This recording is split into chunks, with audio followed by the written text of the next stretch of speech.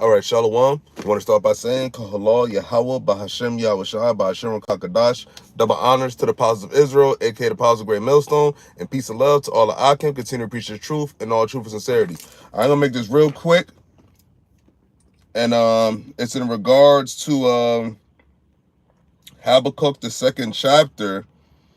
And I'm just going to go through the whole chapter. It's a short chapter, but I'm going to read it in the NLT, and plus my tab is about to die, so I got shit.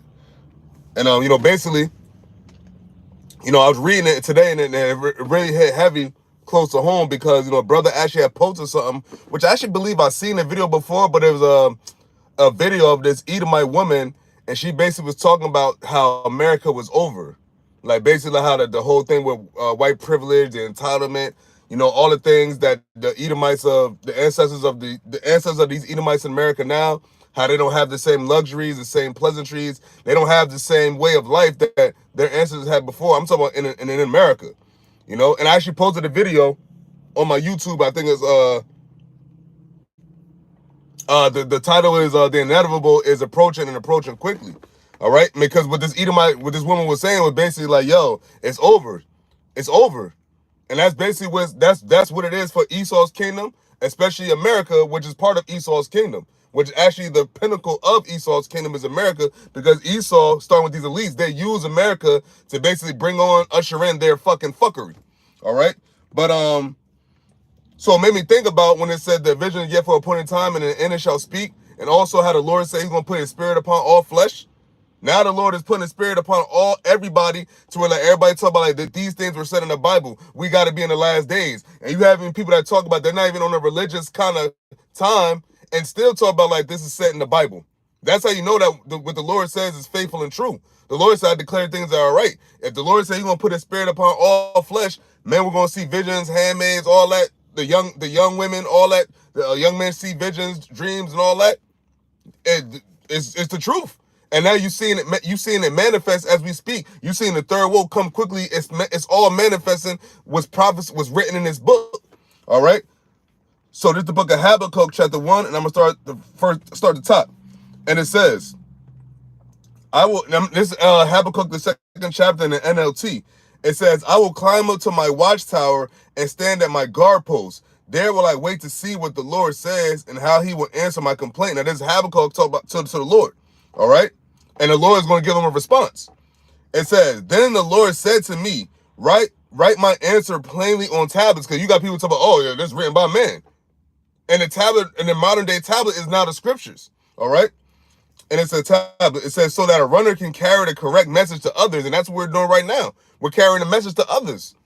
The message came out through, I forget the brother, was it, I don't know, Abba Bivens. You had him. They had the brothers that created the 12 tribes chart. What it looked, I believe they believe him to be Elijah. And then what? And then you had more brothers wake up from ever since after that. You had more and more brothers wake up. Lord willing, we're part of the elect. All right, because the elect had to be waking up. All right. Okay, so the Habakkuk chapter 2 verse 3 now says, this vision is for a future time. So what he's saying back then, he said the Lord is telling him it's for a future time. All right, it says the vision is for a future time. It describes the end. Now, what did the disciples ask YAHAWASHI? They asked him, what should be the signs of thy coming? What should be the signs of the end of the world? The end of this world. Because they was in the time of the Roman Empire, which is what? Part of Esau's kingdom. That's part of Esau's dominion. All right? It says the vision is for a future time, which is the time we're in right now. It describes the end, which we're in right now. These are the last days. And actually, brothers, we had to get reminded that the actual last days started when YAHAWASHI came on the scene. All right, so we've been in the last days. All right. It describes the end, and it will be fulfilled. The Lord is saying, what? It will be fulfilled. This is going down, and look what's happening right now. The things that was written aforetime, we're in for our learning. Now we're seeing it happen. We're seeing these things manifest. All right. It said it will be fulfilled. And it said, if it seems slow in coming, wait patiently, for it will surely take place. It will not be delayed. And look what you see right happening right now. You got time flying, and you got these things coming to pass. You got things happening day in and day out. by the hour, by the minute, by the second. It's probably something happening right now as far as the prophecies coming to pass. And it's not going to stop. It's not going to get better. We're getting closer and closer to the end of an era. We're getting closer to the end of an empire, Esau's kingdom, which also includes what? The daughter of Babylon, which is what? AKA America. Babylon is fallen. It is fallen. It's talking about the daughter of Babylon. It's talking about right here in America. All right? Verse 4, and it says, look at Habakkuk chapter 2, verse 4 in the NLT. It says, look at the proud. They trust in themselves. Now, hey, get a lower Donald Trump. Trump is a poster child for the proud, man. And then he got all these other Edomites feeling the same kind of pride. But at the end of the day, that pride is always getting sideswapped by reality.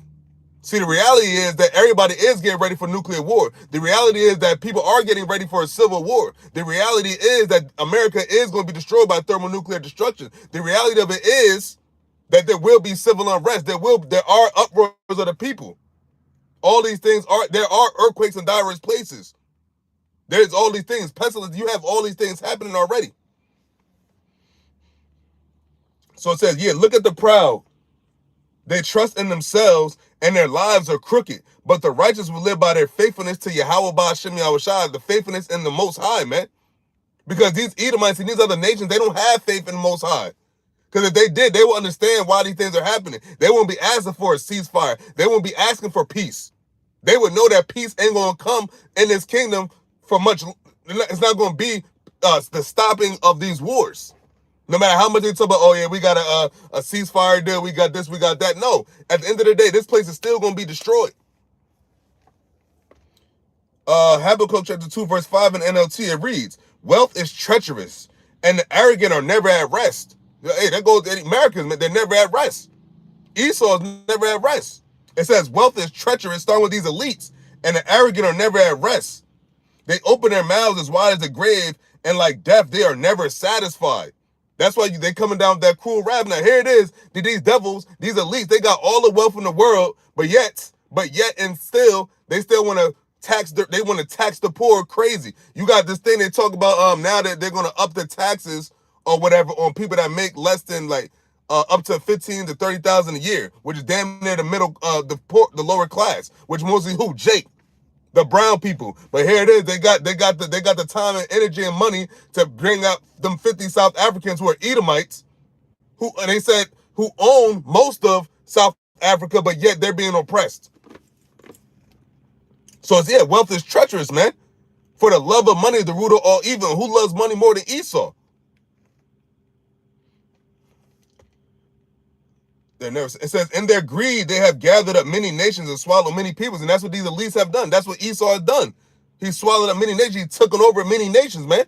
Going into their land, taking their resources, making backhanded deals, being corrupt deals, whether it be America or the EU or NATO or what have you. Verse 6, and it says, but soon their captives will taunt them. They will mock them. And who are their captives, man? Israelites, man. We're the captives. Who is the Lord's chosen nation? The Israelites. The Lord's nation is in captivity right now. That's not going to be forever. The Lord is going to send his son back, YAHAWASHI, who the world called Jesus Christ, and to deliver the Israelites, starting with the elect. That's what this is about.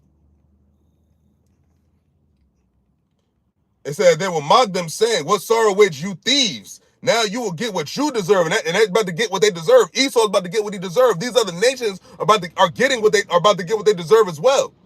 See, these other nations, they're not innocent in the downfall of the Israelites under Esau, Edom.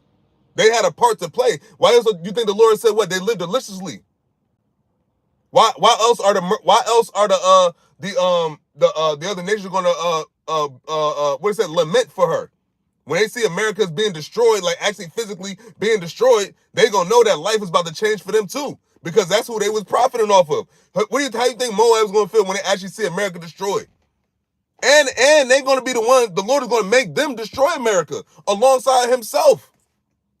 Remember, it's gonna be a whole full-fledged nuclear war. That's what World War III is gonna be about. 2nd Ezra 13th chapter, that great multitude that said they left off fighting each other to fight the Lord. What you think they leave them from to fight the Lord with? This war that they're getting ready for now.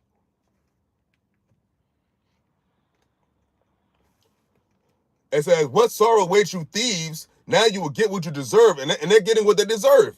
And it says, you've become rich by extortion. By how much longer can this go on? This can't go on for much longer. How longer shall this go on? These thieves, these extortioners that rape, robbed, and murdered the world. Rape, robbed, and murdered the world. It says, suddenly your debtors will take action. They will turn on you and take all you have while you stand trembling and helpless. And that's what's coming, man. Y'all about to be trembling and helpless, man. And no one's going to pity you.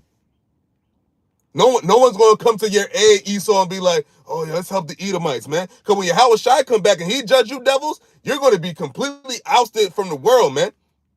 And that's why they say, what? They shall narrowly look upon thee. They going to look at you. Is this the man that made the earth to tremble? These motherfuckers?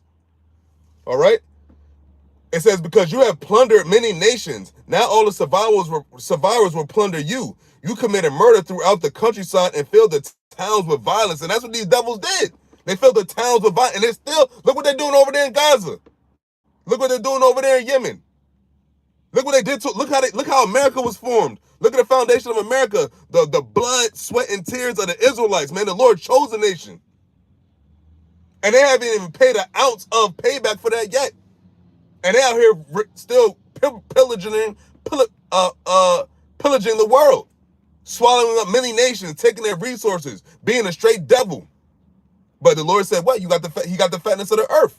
All right. Verse 9, it says, what sorrow awaits you who build big houses with money gained dishonestly? You believe your wealth would buy security. They believe their wealth is going to buy security. That's what what do you think that whole $21 trillion for the underground cities is about? They think their wealth is going to buy security. They think they will survive the nuclear blast, but that's not going to stop the wrath of YAHAWASHI. That's not going to stop the wrath of the Heavenly Father and His Son, YAHAWAH BAHASHAM YAHAWASHI, from judging you. You elites, you billionaires, you Edomite billionaires that's going to be underground. The Lord said He gonna pull you up. Your judgment awaits you, and a lot of these Edomites are the rich anyway. They are going to survive the nuclear destruction, but you're not going to you're not going to survive the judgment when YAHAWASHI returns, because His judgment is coming first, foremost for you. You're the ones that did what y'all did to the Israelites, that the Lord chose. His chosen nation. You did the dirtiest. And there hasn't been not yet one recompense for it. You said you believe your wealth will buy security, putting your family's nest beyond the reach of danger, but you're not going to be beyond the reach of danger. Your danger is going to come from YAHAWASHI. He's coming from the heavens. Everything you're going to use in your wealth is of the earth. You going underground, that's of the earth. The Lord said, for all the earth is His. You're not going to escape YAHAWASHI by going all underground, and no matter how much money you spend. Here it is, you done spent supposedly $21 trillion to build an underground society, an underground transportation system, all for that shit to be destroyed anyway. All right? It says, but by the murders you committed, you have shamed your name and forfeited your lives. You're already done. You're already done. And it says, the very stones in the walls crowd against you, and the beams in the ceilings echo the complaint. What sorrow awaits you who build cities with money gained through murder and corruption, man? And how was America built off of? How did you get this land from the Indians, so-called Indians? Through murder and corruption, man. The whole your treaties, your little bullshit agreements that you broke. It says, had not the Lords of Heaven's armies, YAHAWAH BAHASHAM YAHAWASHI, promised that the wealth of nations will turn to ashes? They work so hard, but all in vain. All of what you nations have is in vain. All of what you have, especially you Esau, you Edomites, man. All what you have is in vain. And now look, it's coming to naught. What did the Lord say? Riches got by deceit? How long shall this go on? It should not go on forever, and it's not going to go on for much longer. The Lord said the prosperity of the wicked is short. It says, for as the waters fill the sea, the earth will be filled with an awareness of the glory of the Lord. What sorrow awaits you who make your neighbors drunk? You force your cup on them so you can gloat over their shameful negligence. That's what you're doing now. Look what you're doing over there in Gaza. You're making them drink that cup, that cup of blood. And they can't do nothing about it. And you're gloating over it too. You got them Amalekites, they be all mocking them. They talk about their plans. They're gonna do this. They're gonna do that. Here it is. They want to talk about, oh, those South Africans are being oppressed. But look what you're doing. Look what Trump, your government, America, this country. Look what it's done to the so-called Negroes, Latinos, and Native Americans, man. Look what you've done, deporting them. And then you're gonna turn around in the same breath and bring these motherfuckers from another country, and they're basically doing the same thing that you said Biden did for the so-called Hispanics. And you're doing exactly that for them South Africans. Verse 16 of Habakkuk chapter 2 in the NLT, it says, but soon it will be your turn to be disgraced. Come drink and be exposed. Drink from the cup of the Lord's judgment, and all your glory will be turned to shame. And that's the transition we in right now. Your glory being turned to shame. Not everything's being exposed about your treacherous acts. And you're still being treacherous, and now it's being seen more. Not only is the stuff from the past, but what you're doing presently. And that's why we know that. And the Lord said your future is grim. You don't have it. Your future is going to be in captivity. This is the last hurrah. That's what the Lord said. What? Rejoice and be glad, O daughter of Edom, for surely the cup shall pass through unto thee. This is the transitional stage. You're not going to be able to just walk around here talking about, yeah, this, that, and the third. Yeah, we're going to do this and we're going to do that. All you're going to be turned to shame. Well, that's pretty much it on that. He's going to talk about idols, but I got to get going, man. But yeah, man, see, all your glory going to be turning to shame. And it's over for you devils, man. Just like that bitch said, it's over. With that, Lord willing, this is edifying. I'm going to give all praises to Yahawah, BAHASHAM, YAHAWASHI, BAHASHAM, KaKaDash. Double honor to the apostles of Israel, a.k.a. the apostles of Great Millstone. And peace and love to all the Akim. Continue to preach the truth and all truth and sincerity. Shalom.